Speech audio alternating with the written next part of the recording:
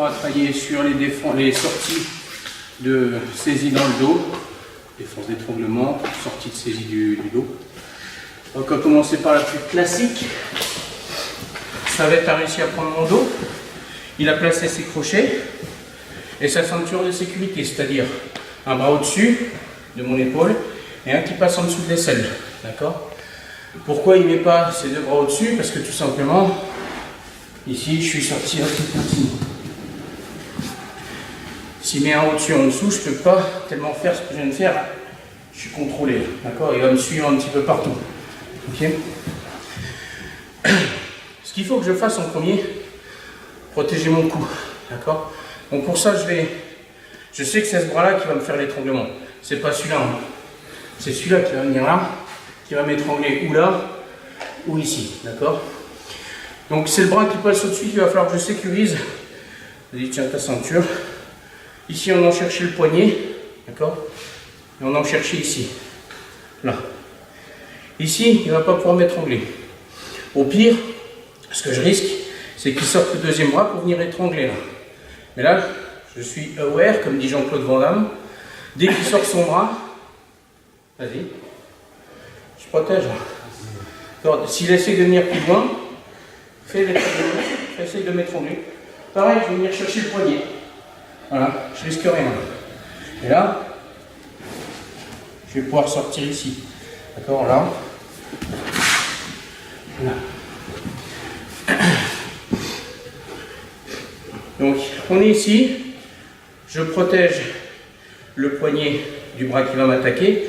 Et ici, je viens chercher ultime ou en ogi, je viens chercher le creux du coude et je le tire là. D'accord? Je me colle là. Ok?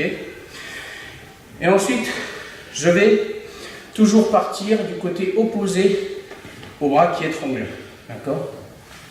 Je ne pars jamais de ce côté-là. Pourquoi?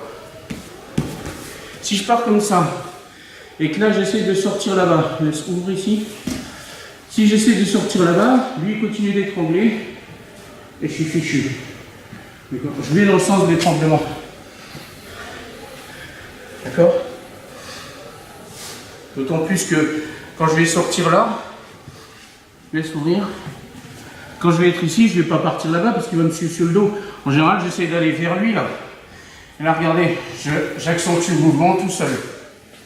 D'accord? Si j'essaie de me tourner vers lui, je m'étrangle tout seul. D'accord?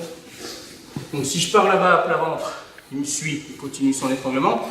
Si je pars là-bas et que je me mets vers lui, je m'étrangle tout seul.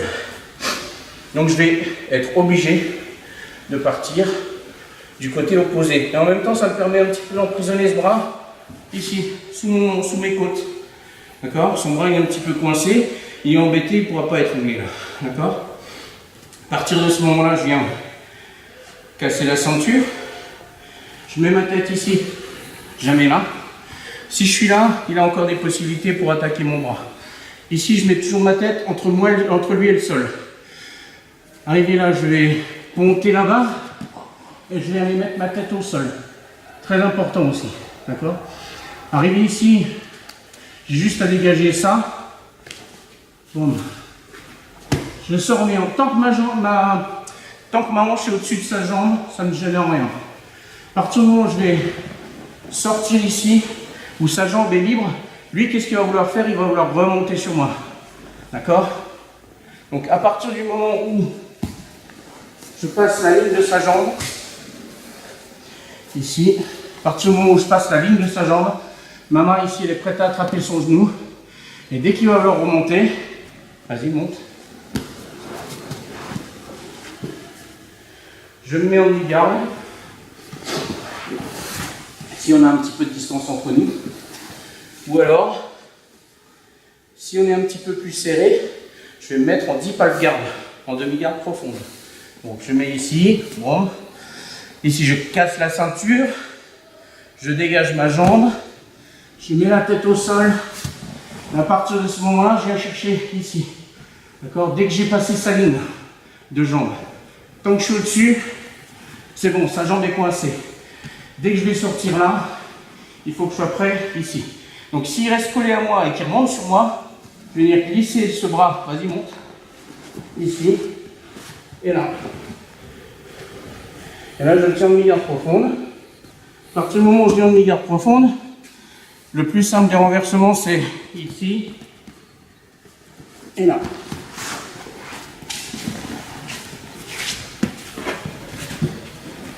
D'accord? Donc on va faire les deux cas. Le premier cas où il se relève en laissant un petit peu de distance, j'ai la place pour me mettre en demi-garde. Et le deuxième cas où il est un petit peu plus collé à moi, et là je vais rentrer le bras à l'intérieur, aller choper sa cuisse et me mettre en demi-garde profonde. Donc ce bras attaque, je protège, je l'empêche de bouger. Je pars aussitôt du côté opposé. Okay. Il faut ici que je dégage cette jambe. Donc je viens mettre ma tête entre lui et le sol. J'ai reculé ici. D'accord. Je fais attention que j'ai cassé la ceinture. Ici je dégage à l'extérieur. À partir du moment où je passe sa jambe, je suis ici. Soit il a de la distance, il remonte sur moi. J'ai suffisamment de distance pour me mettre en e-shield, d'accord. Ou le deuxième cas, la deep half-guard. Ah, voilà. On mettait plus de profil. Voilà. Ici.